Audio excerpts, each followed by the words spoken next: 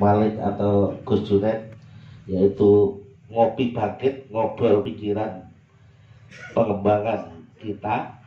Ini adalah salah satu program mendekat dengan rakyat, maju bersama rakyat, sesuai dengan program dari Partai Kebangkitan Bangsa juga. Tapi beliaunya Pak Haji Junaidi ini memang saya yakin dan percaya bahwa beliaunya selalu dekat dengan rakyat, responsifnya sangat unggul. Saya beberapa kali ada beberapa kejadian yang selalu diresponsif. Malam jam 1, jam 2 respon langsung, jam 3 pagi respon langsung. Kemarin yang terakhir kalau nggak salah ada pohon tumbang ya. Pohon tumbang di barat itu jam 2 pagi langsung direspon, langsung kontak DLH, langsung direspon, dan beliaunya yang kontak langsung jam 2 pagi. Saya di screenshot WA-nya melalui kepala dinas DLH, dan kepala dinasnya malah bingung dan Mas Junet langsung turun ke jalan untuk membenahi pohon tumbang.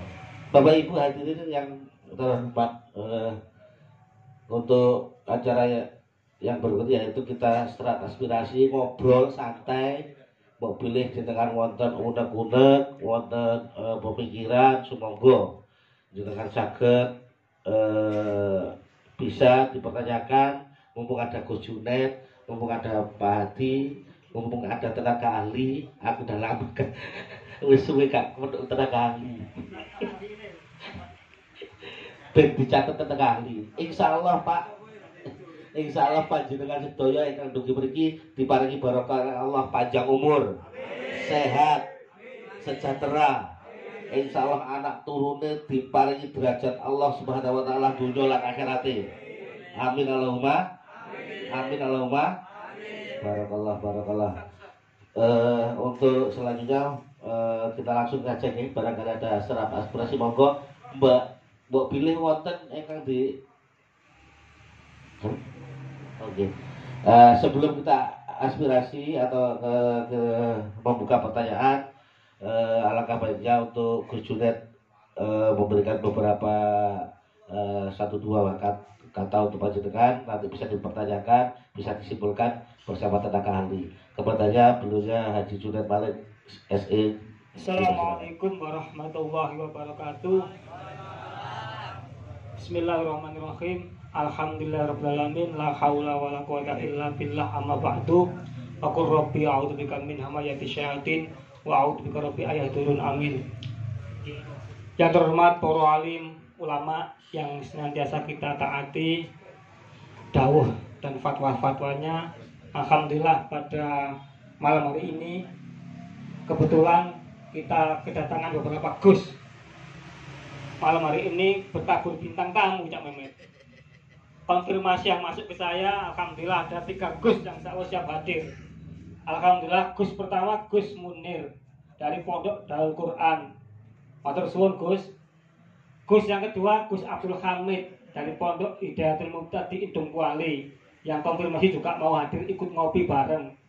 Yang ketiga Gus Abbas, karib sahabat dekat saya, karib saya, dan juga beberapa tamu penting hari ini yang disampaikan oleh Cak Ahmed, yaitu Bapak Hadi AKBP Hadi Prayitno, Wakapolres tahun 2017, 18, 19 lalu, yang alhamdulillah terus komitmen semangat mendampingi kulo dan kita semua untuk bareng-bareng belajar diskusi kemasyarakatan seperti malam hari ini. Pak Hadi memang asli beles NU Tulen, makanya begitu diajak delosoran kayak ngeten iki pun boten asing, boten kaget. Beliau jabatan itu adalah amanah wasilah untuk membangun kebaikan, kemanfaatan, bukan apa-apa jabatan itu. Makanya jabatan apapun yang disandang oleh beliau, bahkan hari ini menjadi orang kedua di SPN, beliau tetap mau delosoran dengan kula panjenengan sedaya. Alhamdulillah bernilai sekecil itu yang kami berikan, semoga bisa manfaat untuk di tengah-tengah kehidupan kita. Karena yang penting tidak nilainya, yang penting silaturahmi yang kita bangun ini terus bisa berlanjut. Di samping kegiatan-kegiatan rutin yang momen Ramadan kita lakukan, memang kita juga berusaha untuk membangun dialog yang Mehmet, Pak Hadi, Seperti pada malam hari ini kita dialog, kebetulan ada beberapa elemen masyarakat dan kita dialog dengan panjenengan semua, derek-derek kula, dulur-dulur kula Bang Becak, yang hari ini kita sama-sama untuk nanti ngobrol. Seperti biasanya, seperti tahun kemarin, monggo nanti ngobrol, ngalor ngidul, pasti beberapa hal jenengan sampaikan, kami siap untuk mendengarkan. Mumpung ketemu, saya selaku wakil rakyat, wakil jenengan punya peran fungsi dan punya kewajiban mendengar aspirasi masyarakat, aspirasi jenengan khususnya Nyun Sewu masyarakat bawah. Dan jadikan dialog malam hari ini menjadi dialog yang open, terbuka. Jangan takut, jangan beban. Seperti biasanya jenengan juga sudah terbiasa dialog dengan pulau. Semua kita belajar ngobrol, belajar ngomong, keluhan apapun sampaikan. Sepanjang masih peran fungsi saya, pasti akan sebisanya saya laksanakan, kami sikapi, kami carikan solusi. Sepanjang itu peran fungsi saya.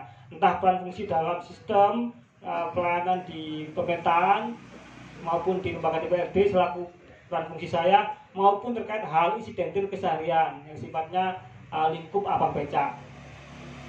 Biasanya Cak Mehmet, Pak Adi, Abang Becak ini ada beberapa hal yang memang kita siap untuk memfasilitasi, misalkan kerusakan onderdil becak. Sepanjang Abang Becak mau menyampaikan ke kita, siapapun, kapanpun, insya Allah kami tampung dan kami tidak lanjuti. Dan dialog-dialog seperti ini biasanya nanti berkembang mengalir, beberapa keluhan Abang Becak terbuka untuk disampaikan. Entah itu yang rantai rusak atau ban bocor atau apa, monggo seperti biasanya. Hari ini kita dengarkan, kita tampung, kita data, insya Allah segera langsung kita Allah. Selama ini tidak ada masukan atau harapan jenengan yang belum tersikapi. Insya Allah seingat saya sudah tersikapi semuanya dan sebisa kami untuk menyikapi. Itu salah satu tanggung jawab saya pribadi untuk mendampingi Abang Becak, Pak Paguyuban Becak Pulau Dewi ini. Karena dengan paguyuban ini kami berusaha untuk membangun sebuah keakraban, kita membangun sebuah persaudaraan, membangun sebuah nilai kemanusiaan, karena saya dan panjenengan adalah sama. Manusia itu yang paling penting adalah sejauh mana bisa membangun manfaat, bisa berbuat manfaat.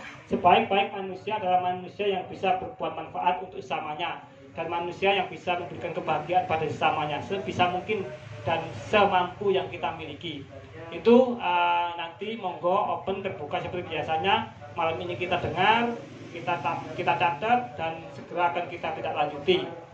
Urusan pelayanan pemerintah monggo juga bisa disampaikan. Barangkali ada kendala di layanan kesehatan, ada kendala di layanan kependudukan, ada kendala di layanan pendidikan, ada perizinan, kelurahan, monggo. Semua yang terkait sistem layanan pemerintah, kalau ada jenengan kendala, monggo sampaikan. Itu juga termasuk fungsi saya, mendengar keluhan jenengan dan mencoba mengkoordinasikan pada pihak-pihak terkait, dinas-dinas terkait, sehingga kami berusaha jangan sampai masyarakat ini ada kendala layanan di pemerintah kota. Karena namanya pemerintah kota, namanya pemimpin, baik wali kota maupun saya, ini wajib untuk melayani sesuai dengan fungsi kami, yaitu program-program layanan pemerintah wajib kita melayani sebisa mungkin. Makanya wadah sosial Junet Foundation, dialog-dialog sosial seperti ini menjadi wadah untuk menciptakan kedekatan antara saya wakil jenengan dengan panjenengan.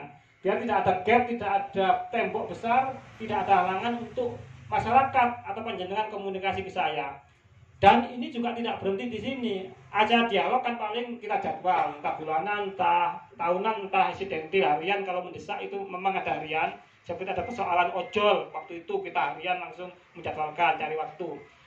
Yang penting tidak berhenti di sini, karena nggak mungkin saya tiap hari ngeloser dengan panjenengan di DPRD yang juga tidak kalah pentingnya, yaitu menyusun kebijakan-kebijakan, mengawal perda, peraturan perundang-undangan, mengawal merumuskan perencanaan, dan kebijakan perda, perencanaan pembangunan itu yang juga tidak kalah pentingnya untuk kepentingan panjenengan semuanya. Bagaimana program kebijakan pemerintah daerah yang dituangkan dalam program kegiatan APBD itu benar-benar mencerminkan pro rakyat, benar-benar programnya berbasis masyarakat. Itu tugas utama Kulo yang juga tidak mudah dan tidak ringan. Apalagi DPRD kan kolektif. Kalau komitmen saya pribadi dan fraksi PKB ini membackup kebijakan yang pro rakyat, bagaimana kebijakan pro rakyat? Tapi kalau yang lainnya tidak, kan juga berat, sulit. Makanya politik itu perlu direbut. Untuk apa? Untuk memegang kekuasaan. Kalau udah memegang kekuasaan, memegang powerful, bisa leluasa kita mendorong kebijakan yang lebih baik lagi untuk masyarakat. Itu tujuannya. Bukan berarti kita ngerebut politik itu untuk kepentingan pribadi saya ataupun partai saya. Bukan untuk kemapanan diri, tapi untuk kemanfaatan semuanya, untuk kemanfaatan panjenengan. Politik itu sistem, tatanan untuk membangun kebaikan. Politik itu nggak kotor, politik itu sistem, sebuah tatanan, sebuah irama, sebuah sistem bagaimana kebaikan bisa kita ciptakan di tengah masyarakat lewat program-program kebijakan tadi itu, lewat APBD. Makanya politik harus direbut. Itu sudah menjadi komitmen saya pribadi sebagai kader PKB, bahwa di PKB ini adalah punya komitmen yaitu tasyaruful imam ala ra'iyah manutun bil maslahah. Pemimpin kader-kader PKB itu harus bisa menciptakan kemaslahatan, kemanfaatan di tengah masyarakat lewat jabatannya. Baik jabatan di legislatif seperti saya maupun jabatan di eksekutif seperti wali kota, gubernur atau presiden. Jadi tasarruful imam ala ra'iyah manutun bil maslahah. Itu komitmen yang ditancapkan PKB kepada saya pribadi, yang disumpah oleh kiai-kiai pulau, bahwa saya menjadi pejabat harus tasarruful imam ala ra'iyah manutun bil maslahah. Harus bisa menciptakan kemaslahatan lewat fungsi yang kita bangun interaksi sosial kemasyarakatan dengan sekitar. Itu komitmen dari Partai PKB yang memang lahir dari rahim NU, yang mana NU jelas kumpulan para kiai, yang kiai itu jelas pasti ngajak kebaikan, pasti ngajak untuk yang terbaik. Makanya PKB diperintah kiai untuk beri kebaikan kepada masyarakat sebisanya sekuatnya lewat fungsi yang ada. Itu salah satu dari esensi dari dialog silaturahim pada malam hari ini. Ini acara santai, bukan acara pemerintah. Ini ngobrol biasa, acara agenda pribadi kita semuanya. Jadi bebas, nanti monggo kita dialog, kita sharing. Mungkin panjenengan banyak hal yang dirasakan dan saya mungkin tidak tahu. Karena pejabat itu kalau nggak ada masukan, kalau nggak ada informasi, kalau nggak ada masukan dari elemen masyarakat, kita nggak tahu kondisi masyarakat. Makanya dialog-dialog seperti ini menjadikan saya agar lebih tahu apa yang jenengan rasakan, apa yang jenengan keluhkan terkait layanan pemerintah dan sebagainya. Dan tidak berhenti di sini. Dengan sistem IT teknologi hari ini, saya juga open membuka beberapa kanal-kanal lewat sistem media sosial. Saya punya grup-grup WA, dari mulai grup keluarga besar PKB, grup komunitas Bolo Dewe, grup NU, grup cangkruan ngopi dan sebagainya. Grup-grup itu memang sengaja saya jadikan kanal untuk saya lihat perkembangan dinamika masyarakat dari berbagai elemen yang ada. Makanya sangat efektif grup-grup WA itu untuk saya membaca potret kondisi masyarakat hari ini. Karena dengan masukan-masukan yang ada di grup WA itu saya tahu ada kendala-kendala dan keluhan masyarakat. Sehingga dengan begitu fokus di grup WA itu saya bisa mensikapi. Salah satu contoh yaitu pohon tumbang kemarin. Salah satu contoh keluhan terkait masalah layanan pendidikan dan sebagainya. Tahu PKL ini kan elemen masyarakat, salah satu bagian dari masyarakat yang sering terganggu dalam melaksanakan kegiatan ekonomi untuk menafkahi keluarganya. Padahal mereka mencari nafkah dengan cara yang halal. Tinggal persoalannya pemerintah masih sebelah mata memandang mereka, sehingga sering berhadapan dengan Kamtibmas. Padahal dalam peraturan perundang-undangan, PKL itu salah satu bagian dari masyarakat yang wajib didampingi oleh pemerintah daerah. Wajib. Ini peraturan perundang-undangan, Perpres kalau nggak salah zamannya SBY. Wajib difasilitasi, wajib diberi kepastian hukum, wajib diberikan kawasan yang resmi yang jelas, wajib dibina, dimodali dengan modal lunak dan sebagainya. Itu wajib pemerintah. Tapi fakta di lapangan, kalau jenengan punya dulur PKL, nopo yang sering dalam minta yajib, uber-uberan kali Pol PP nggih. Dan itu faktanya. Makanya saya juga tidak bisa diam. Sebisa saya dampingi mereka secara pribadi lewat paguyuban PKL Bolo Dewe. Jadi alhamdulillah terbentuk lagi komunitas Bolo Dewe, itu paguyuban PKL Bolo Dewe yang sebagian besar terpusat jualannya di Jalan Bukantuk Barat, Pasar Kaget, sebagian besar. Tapi sebagian lagi juga ada di rumah-rumah. Pokok ada rombong gambar saya itu insya Allah binaan pulau PKL Bolo Dewe. Di situ kita berikan wadah untuk kita coba untuk perkuat, kita berikan kepastian hukum, kita berikan sebuah pendampingan. Kalau ada persoalan dengan Pol PP, nyun sewu Pak, saya pasang badan, merem-merem walaupun nyun sewu. Nek dibilang melanggar, karena memang di jalan itu kan mengganggu jalan, fungsi jalan kan mengganggu. Cuma Sepanjang pemerintah kota belum bisa memfasilitasi, memberikan sebuah kawasan yang resmi, tidak layak pemerintah kota ubrak-ubrak ataupun ubur-ubur. Harusnya, mohon maaf, tinggal diarahkan aja ketertibannya, kebersihannya. Tinggal diarahkan bagaimana parkirnya nggak mengganggu jalan. Tinggal diarahkan bagaimana yang baik, itu aja kan sebenarnya. Kalau satu diobrak, satu tidak, kan nggak adil juga. Jadi saya ngomong ke pemerintah daerah, PKL itu kalau diobrak, sudahlah, nggak akan ada keadilan. Karena ngomong PKL di kota Mojokerto ini kan, mohon maaf, semua sudut luas jalan itu ada PKL.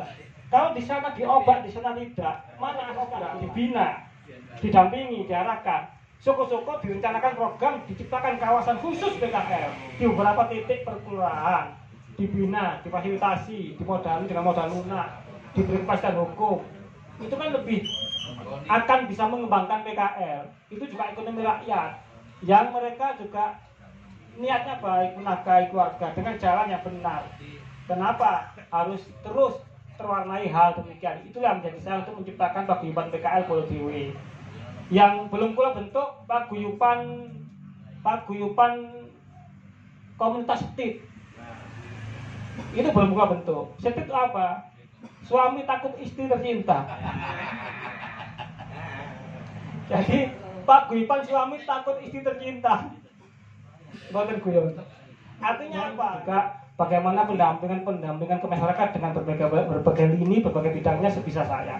Itu beberapa hal yang perlu saya sampaikan dan terima kasih atas kehadiran semuanya.